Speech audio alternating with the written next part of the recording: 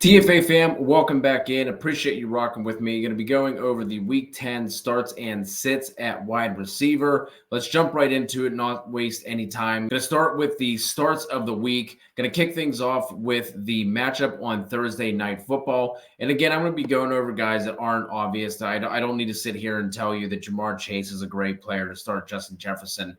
So with that being said, on Thursday night, I think you can look at Andrei Iosivas if you are in need of a desperation flex type of play, which you might be in that situation with us having 4 teams on bye, also all the injuries that we've had at wide receiver. The over-under for this game has been bet up to 53, so there are certainly worse spots for you to pick a dart throw type of play, which is what Iosivas is. Even in the games where he has had some fantasy success, it's really come on the back of touchdowns, which is not a bad bet in this game. Then on the flip side of that, the Bengals have actually given up the 11th fewest fantasy points per game to wide receivers. So whenever you're doing your start sits and your app of choice, maybe you see that with like a little red next to your Ravens players. I'm not worried about it at all in this spot. Obviously, you're starting Zay Flowers, who has positioned himself for the past couple of weeks as a legitimate wide receiver 1. And then even Rashod Bateman, I think he is a wide receiver 3 with wide receiver 2 upside as long as he's able to find the end zone.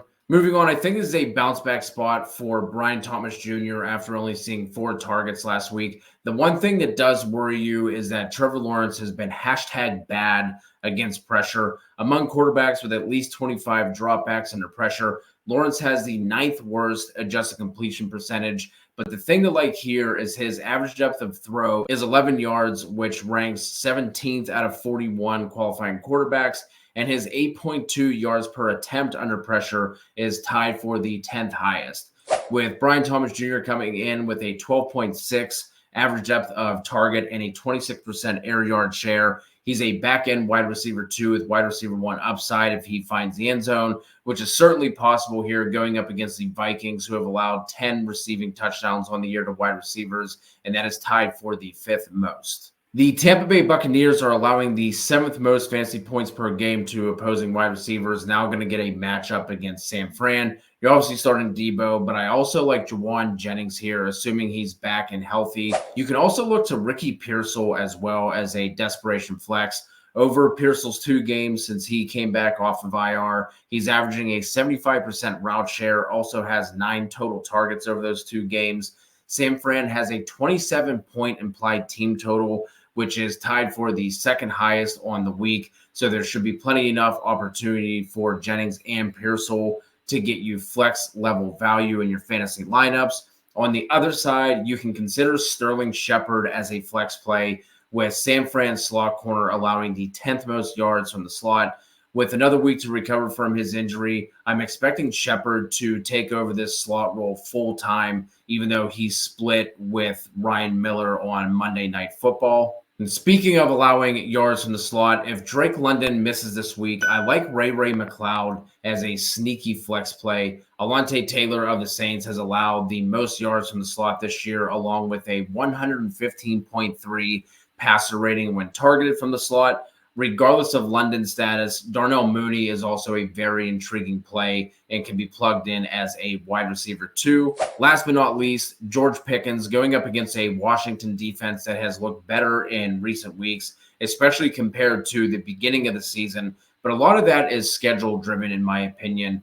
5 of their last 6 games have come against Kyler Murray, Deshaun Watson, Andy Dalton, Caleb Williams, and Danny Dimes. Since Russell Wilson took over in Pittsburgh, Pickens is averaging 7 targets and 92.5 receiving yards to go with a near 14-yard average depth of target and 20.5 yards per reception. Yes, this play still stands, even with Washington trading for Lattimore today at the deadline, as well as the Steelers adding Mike Williams. Moving over to the sits at wide receiver for Week 10, I got 3 of them for you. First up is going to be Calvin Ridley, going to get a matchup against the Chargers, who have allowed the 6th fewest fantasy points per game.